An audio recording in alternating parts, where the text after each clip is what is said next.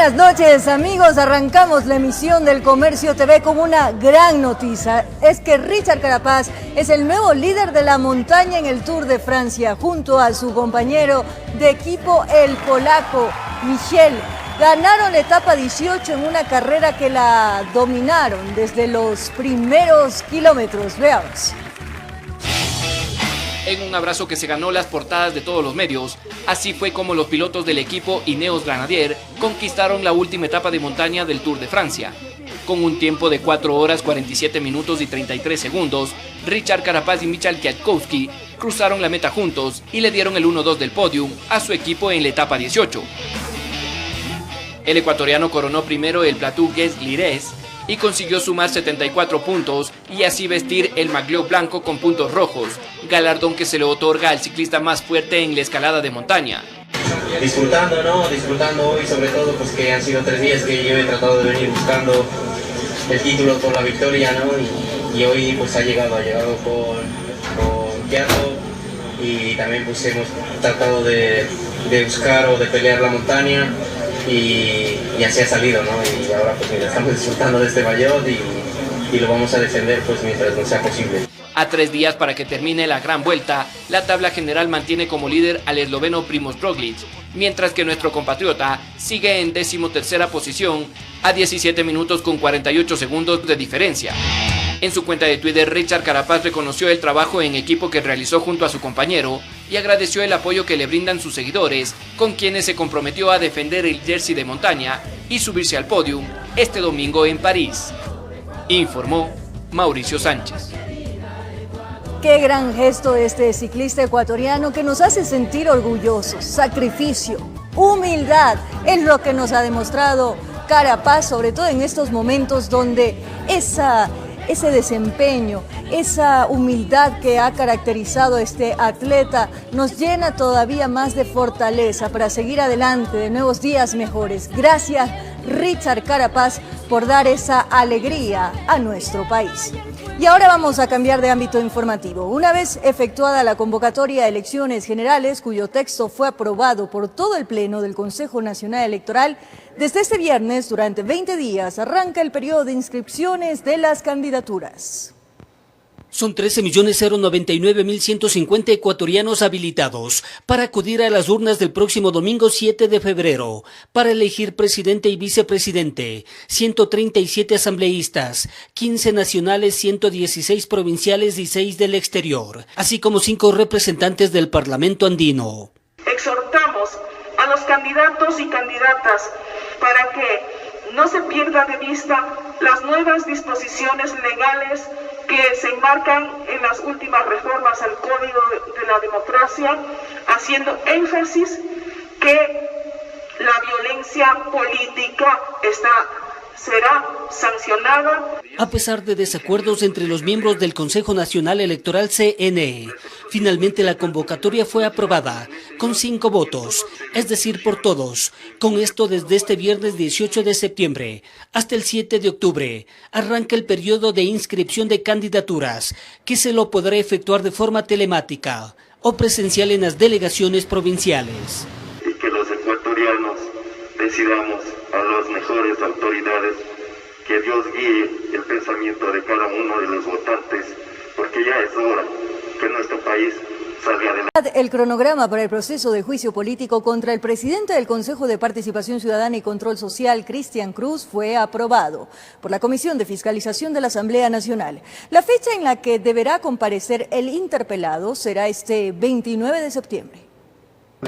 Cristian Cruz, presidente del Consejo de Participación Ciudadana y Control Social, a quien se le sigue un proceso de juicio político por las presuntas irregularidades en la obtención de su carnet de discapacidad, ya tiene fecha para su comparecencia. Según el cronograma para la sustanciación, el interpelado deberá acudir a la Comisión de Fiscalización de la Legislatura este 29 de septiembre. Voy a pedir también comedidamente de que se notifique al interpelante con el cronograma, de acuerdo también a la fecha que está establecida ahí, la hora le confirmaré. En la sesión donde se aprobó este cronograma participó Henry Kronfle, ponente del juicio político a Cruz. Este explicó las causales por las que se pide la censura y destitución del funcionario. Lo primero, los hechos concernientes, por supuesto, a la presunta obtención irregular del carnet de discapacidad. Lo segundo, a la presentación de supuestos documentos falsos para el concurso de oposición y mérito. Y el tercer punto son los hechos concernientes a la indebida arrogación de funciones. Dentro del cronograma, el asambleísta Marcelo Simbaña creyó conveniente que las pruebas de oficio sean solicitadas a las instituciones pertinentes antes del 23 de septiembre, plazo previsto en el cronograma para el efecto. Podríamos ya adelantar solicitando las pruebas de oficio al Ministerio de Salud, al director de la Agencia Nacional de Tránsito y demás funcionarios que tengan competencia específicamente con este aspecto de irregularidad que se le ha detectado. En el proceso también consta la comparecencia de cargo del titular de la ANT el 23 de septiembre, mientras que las comparecencias de descargo, siempre y cuando las pide el presidente del Consejo de Participación Ciudadana y Control Social, podrán ser desde el 24 hasta el 29 de septiembre. La presentación del informe final elaborado por fiscalización, en donde se recomendará al Pleno de la Asamblea el juicio político o el archivo del mismo, tiene como límite el 4 de octubre. De no tenerlo para esa fecha, podrán pedir una prórroga de 5 días, es decir que hasta el 9 de octubre el documento deberá emitirse. En esta sesión, donde se definió el cronograma del proceso de juicio político de Cristian Cruz, también se aprobó la resolución mocionada por el legislador Denis Marín, en donde se insta al Consejo de Administración Legislativa a remitir de inmediato las solicitudes de juicio político que ya han sido calificadas, entre ellas aquellas en contra de María Paula Romo, ministra de Gobierno. Informó Javier Rosero. El Ministerio de Telecomunicaciones y la Arcotel dieron a conocer el avance del concurso de frecuencias de radio. Los títulos habilitantes se entregarán en el mes de noviembre. Más de 3.000 frecuencias de radiodifusión se adjudicarán este año. El ministro de Telecomunicaciones y la Agencia de Regulación y Control de la misma área, Arcotel, informaron en qué fase se encuentra el concurso. Nos encontramos en la revisión de todas las solicitudes presentadas por los concesionarios en los estudios técnicos, los estudios financieros y los estudios jurídicos. Se estima que para el mes de noviembre se entreguen los títulos habilitantes de frecuencias de radio. Por ningún motivo se detendrá este concurso que por más de 10 años ha sido esperado por miles de medios de comunicación. Tras la revisión de las solicitudes, 424 frecuencias pasarán al proceso simplificado y 571 al proceso público competitivo. Andrés Michelena, ministro de Telecomunicaciones, explicó sobre la cláusula de declaración responsable que se ha incluido en el proceso. Existe una cláusula que permite revisar que todas las declaraciones que han hecho quienes concursan y quienes participan en este proceso tengan que cumplir obviamente con lo estipulado en la ley. Sobre las críticas anticipadas al concurso, Michelena se pronunció. No vamos a dejar que este proceso se empañe absolutamente por críticas o por denuncias que no están fundamentadas en el marco de la justicia. Javier Aguirre, director de Arcotel, informó que tras concluir la fase de entrega de títulos, iniciará el catastro de las frecuencias que se encuentran libres. Esperamos hasta fin de año tener ya los concursos de radio AM, de radio FM, las frecuencias que quedan libres y los de televisión. Por su parte, la Asociación Ecuatoriana de Radiodifusión envió un comunicado respaldando al concurso de frecuencias. Informó Valeria Navarro. La Corte de La Haya falló a favor de Chevron en el caso contra Ecuador, tras considerar que la sentencia de la justicia ecuatoriana fue producto de una trama de supuesto fraude, confirmando el laudo arbitral dictado en el 2018. Con esto, el país deberá pagar millonarias cifras como reparación. Es terrible para el país. Con preocupación. Así califica el exministro de Energía, Fernando Santos Alvite, el revés judicial internacional que recibió Ecuador este jueves, pues la Corte rechazó el pedido de anulación de la primera sentencia, confirmando así el laudo arbitral dictado en 2018 por un tribunal internacional administrado por la Corte Permanente de Arbitraje de La Haya. La Corte rechazó entonces el pedido de anulación solicitado por Ecuador al considerar que el fallo ecuatoriano se obtuvo mediante un descomunal fraude y corrupción por parte del equipo jurídico de los demandantes, incluyendo sobornos del juez y la redacción clandestina de la sentencia. El tribunal estableció además que la sentencia ecuatoriana es inejecutable bajo el derecho internacional, así consta en un documento emitido por la petrolera con fecha 16 de septiembre. Esta es sentencia de última instancia internacional. Que la espera entonces entonces a Ecuador.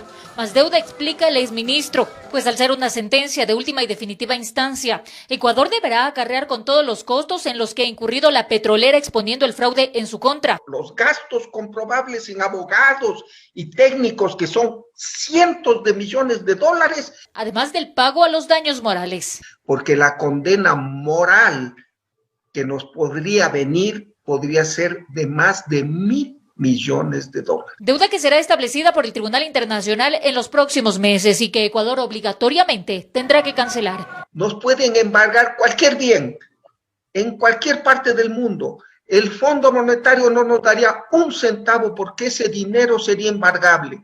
Y es que los pobladores de la Amazonía, tras más de 20 años, lograron que la justicia ecuatoriana obligue a la petrolera a pagar 9.500 millones de dólares por daños ambientales. Finalmente, en la Corte Internacional de La Haya, el proceso fue negado, informó Marilyn Jaramillo.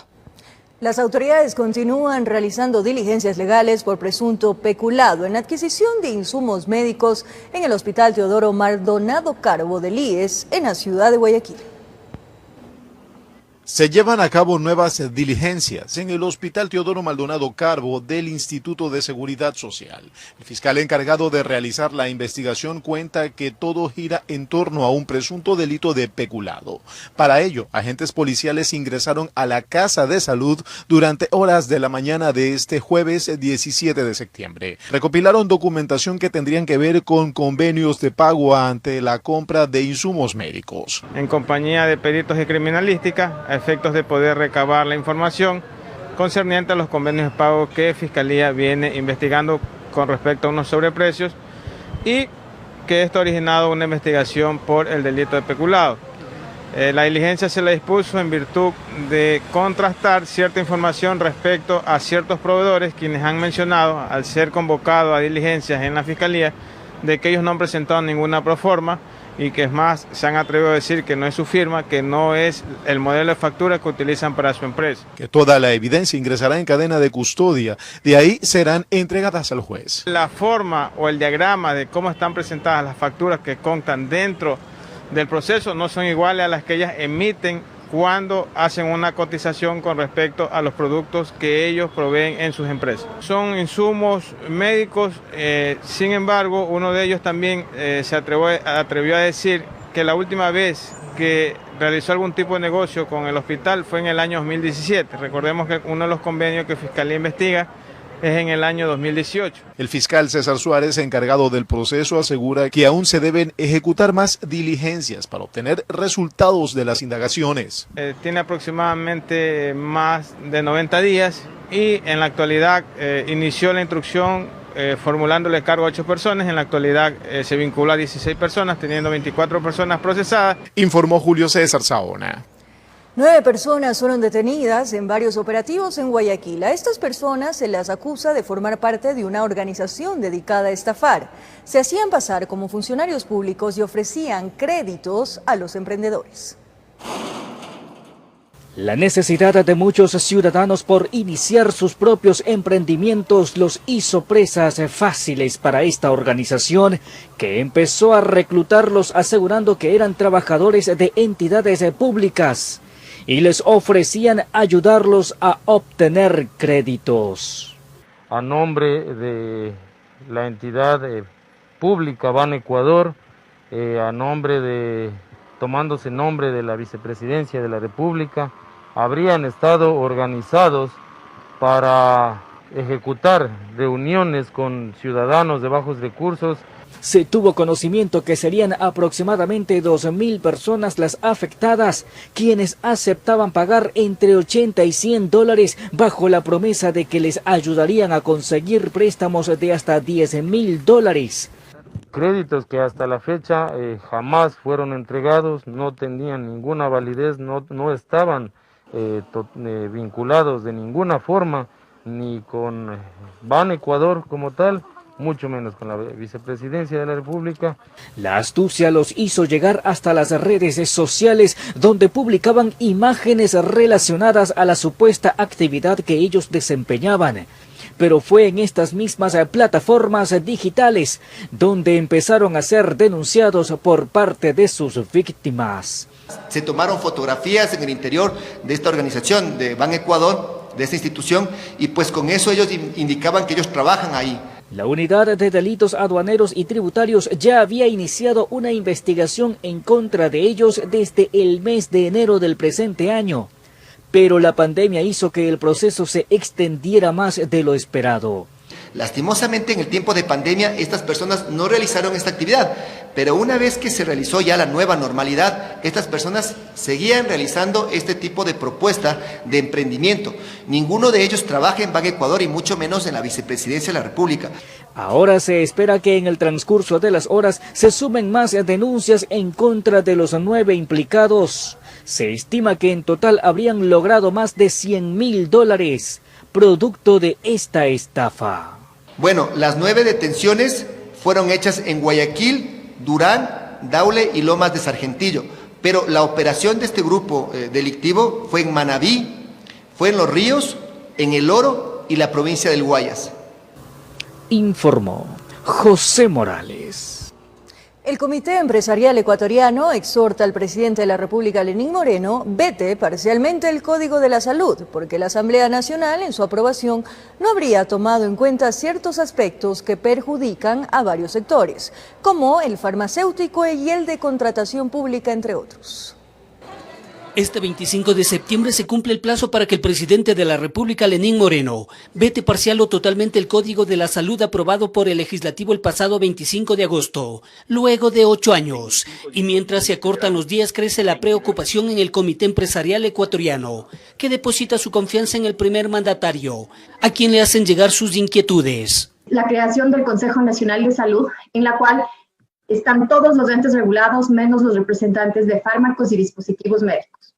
El sistema de salud sin los médicos, sin los dispositivos médicos, sin los medicamentos no puede funcionar. La falta de claridad en la definición de atención médica sería una de las carencias que han detectado en el código. Finalmente, nos preocupan las obligaciones de los prestadores en la derivación. Estamos de acuerdo en que el ciudadano tiene derecho a acceder al sistema de salud. Y si es que el sistema de salud público no puede, existe una red complementaria, pero hay que asegurar los mecanismos adecuados para el pago a esta red complementaria, porque si no vamos a tener una red complementaria que va a colapsar más de lo que ya ha hecho por falta de pago y de irresponsabilidad por parte del Estado. Les llama la atención las reformas a la Ley de Contratación Pública, que se hace a través del Código de la Salud, en el cual nuevamente se cometen errores de interpretación de la Ley de Contratación Pública al pensar que los dispositivos médicos son normalizables. Los dispositivos médicos son no normalizables, por lo tanto no pueden comprarse mediante subasta inversa institucional o subasta inversa corporativa. El sector farmacéutico centra su análisis en el etiquetado de los medicamentos. El etiquetado es una exigencia que debe permitir una fácil y confiable identificación del medicamento, y el exigir por ley que se resalte y prime el nombre químico en la etiqueta conlleva confusión al paciente.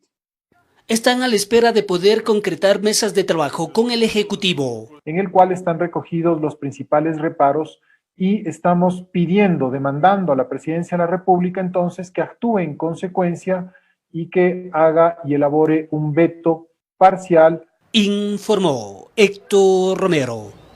Ahora les contamos que cerca de 4.000 jóvenes que no contaban con la tecnología suficiente para rendir el examen de ingreso a las universidades e instituciones públicas del país tuvieron que acudir a diferentes establecimientos a dar la prueba. Quienes no tienen en sus casas internet o una computadora para rendir el examen de acceso a las universidades tuvieron que acudir a centros de educación superior e infocentros para dar la evaluación. Vengo del Cantón Mejía a dar las pruebas por el hecho de que no tengo en qué dar. No disponía de internet y ni de una computadora. Mi situación económica no me permite tener accesibilidad al internet. Internet no, solo computadora. Las desigualdades que se viven en la sociedad ecuatoriana se han evidenciado con la pandemia. De los 188,000 chicos y chicas que se registraron para el examen, 3,000 nos informaron que no tenían acceso o a una suficientemente buena conexión a internet o a un equipo de cómputo con las características necesarias para tomar el examen. Universidades como la Politécnica Nacional abrió sus puertas para recibir a estos estudiantes. Allí se cumplieron con todos los protocolos de bioseguridad. Los jóvenes respondieron a la prueba con la esperanza de poder alcanzar sus metas.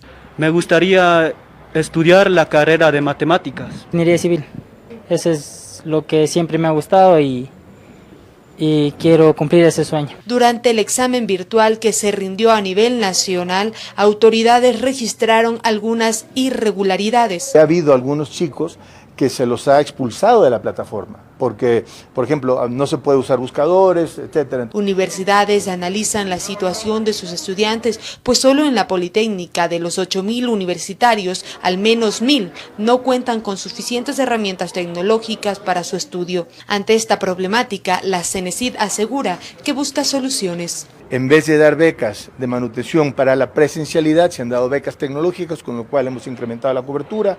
Para este sector se analizan las posibilidades de abrir espacios para el estudio presencial. Por ejemplo, laboratorios de práctica, prácticas médicas, cuestiones, laboratorios de ingeniería, por ejemplo, donde es un poco difícil, o plataformas muy costosas, para hacerlos solamente de manera virtual. Informó Valeria Navarro.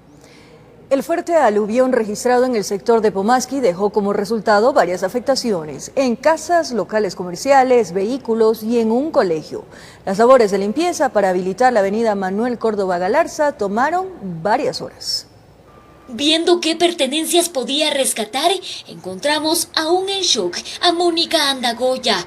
Relata que una fuerte avalancha de agua, lodo, palos y piedras la sorprendió junto a sus 4 hijos en su hogar. Comenzó a entrar el agua, era desesperante. Yo lo quise subirles a mis hijos encima de la mesa del comedor y a las mascotas. No había ni cómo salir. Mismo susto se llevó su vecina Carolina Ceballos y sus 3 pequeños. Dice que lo único que alcanzaron a hacer es correr por sus vidas. Que empezó a meterse el agua, entonces ahí fue que salimos y al segundo, se puede decir, se cayó la puerta principal y todo se metió y corra, solo saqué a mis hijas y listo, porque fue cuestión de segundos. Y lo perdimos todo. En esta última vivienda se tuvieron que abrir huecos en las paredes para lograr que el agua salga y no se estanque generando más daños. Sin embargo, poco fue lo que se salvó. Electrodomésticos, muebles y más enseres quedaron inservibles. 4 viviendas que han sido afectadas y nosotros como Secretaría de Seguridad se activó el fondo de riesgo ayer en la noche y procedimos a dar la primera atención humanitaria. Un lamentable evento que, más allá de ser producto de la naturaleza, aparentemente tendría responsabilidad humana, indicó el secretario de Seguridad César Díaz, pues en el colector que colapsó producto de un taponamiento se encontró material de construcción. Y eso es terrible porque ya no es un tema natural, esto ya es una irresponsabilidad también de las partes de arriba de la quebrada y las construcciones. Entonces estamos haciendo las evaluaciones y la Agencia Metropolitana de Control intervendrá en este sitio. Este incidente además dejó el cerramiento del Colegio Pomasqui destruido, 6 vehículos afectados y locales del centro comercial de la zona bajo el agua. Aproximadamente 17 locales son afectados levemente por el ingreso de lodo y agua. Otros negocios fuera de esta plaza también quedaron inundados. Sus propietarios madrugaron para realizar las labores de limpieza y poder retomar su actividad económica. Fue terrible esta ocasión. Nos quedamos impotentes, estoy todavía asustado. Yo lo único que decía a Diosito que no nos pase nada a nosotros, a la casa, no, porque todo el agua comenzó a salir porque el muro ya se fue de aquí del colegio. En Quito informó Adriana Rojas. Más adelante, mucha atención. En algunas parroquias de Quito incrementan los casos de contagios de COVID-19. Los detalles en breves minutos. Gracias por seguir en nuestra sintonía. Esto es El Comercio TV. Mucha atención. En al menos 6 parroquias de Quito que presentaban una tasa menor de contagio, se ha acelerado el incremento de casos de COVID-19. Mientras tanto, en las unidades de atención del municipio siguen llegando personas con síntomas asociados a la enfermedad. El COVID-19 ha ganado terreno en varias parroquias de Quito donde la tasa de contagio era menor. Por ejemplo, en Zambisa, que a inicios de este mes presentaba 39 casos, ahora registra 87. Las cifras muestran un incremento acelerado de contagios. Sus habitantes se encuentran preocupados. Sí, así me cuentan que hay bastante. Incluso ayer pasó la ambulancia, creo que con alguien de COVID.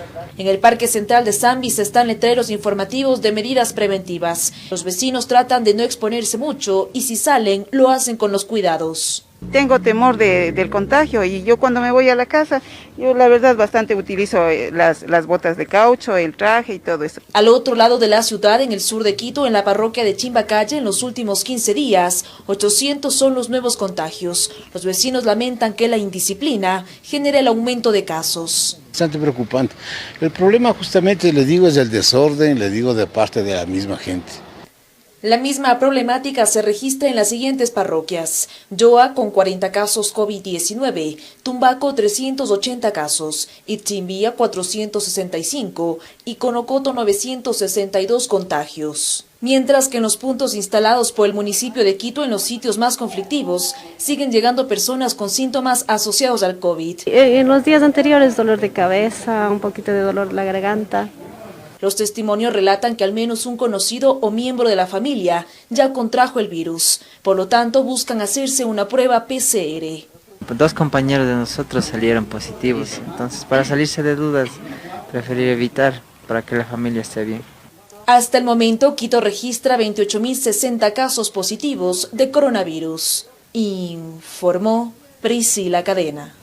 Se cumplieron 100 días de la reanudación de las operaciones aéreas comerciales en el Aeropuerto Internacional de Guayaquil. Durante ese tiempo llegaron a la ciudad más de 1.000 vuelos bajo todos los procedimientos de sanidad.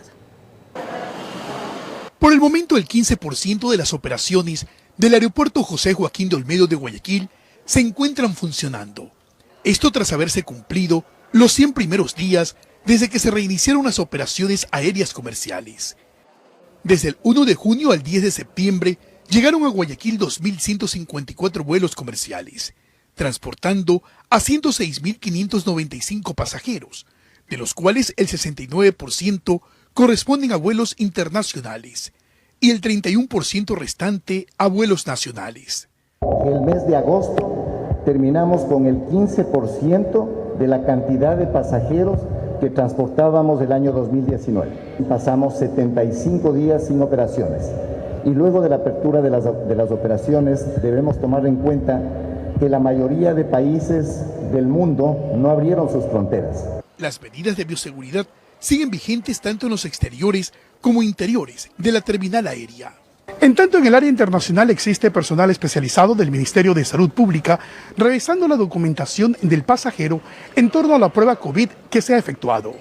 Si algún pasajero llega sin ese documento, tiene la obligación de hacerse una prueba rápida, pero se puede dirigir a su domicilio o al sitio donde ellos prefieran ir, pero tienen la obligación de hacer una cuarentena por 10 días.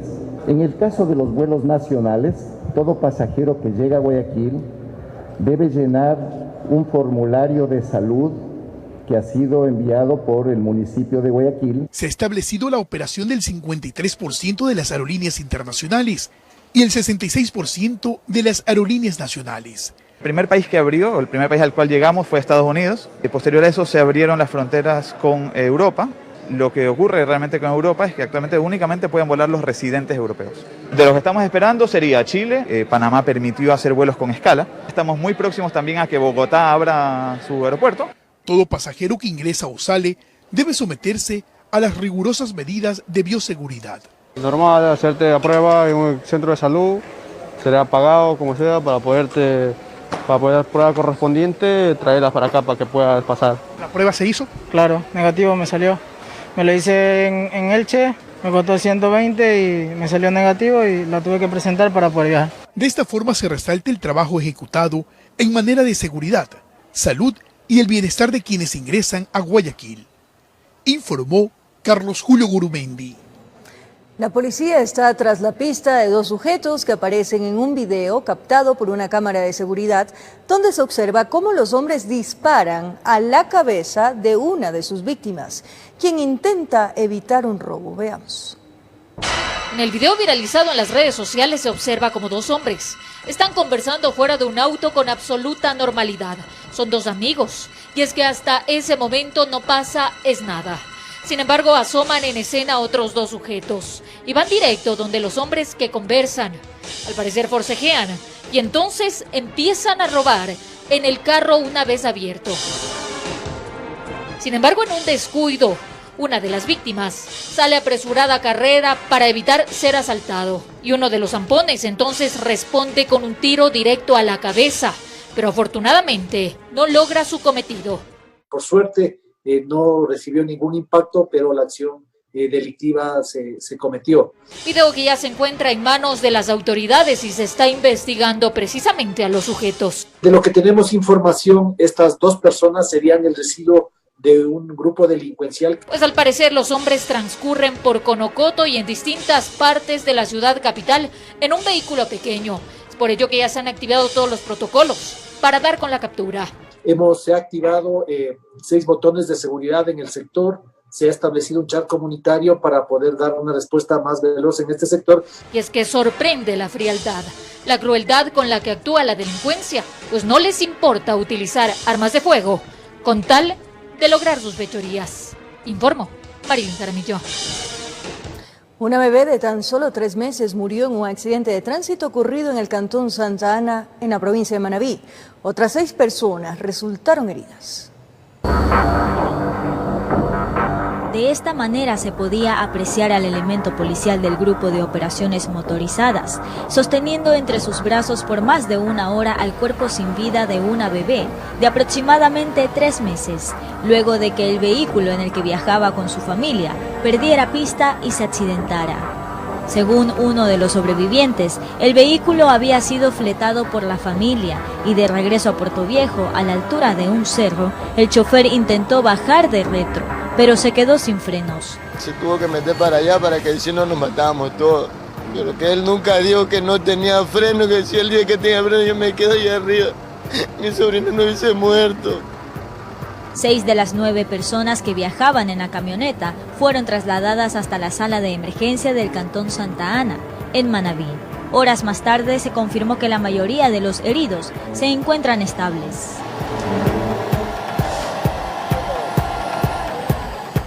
Una presunta organización delincuencial que se dedica a la extorsión de personas y al robo de domicilios en Quito fue desarticulada por los agentes de la Policía Nacional. En los allanamientos se detuvieron a 6 personas y se decomisaron armas de fuego y objetos de dudosa procedencia. El silencio de la noche fue interrumpido por la llegada de los agentes de la Unidad Nacional de Investigación Antidelincuencial, quienes tras varios meses de trabajo dieron con el paradero de una presunta organización que se dedicaba al robo de domicilios y extorsión a personas en el sector de Calacalí, al noroccidente de Quito.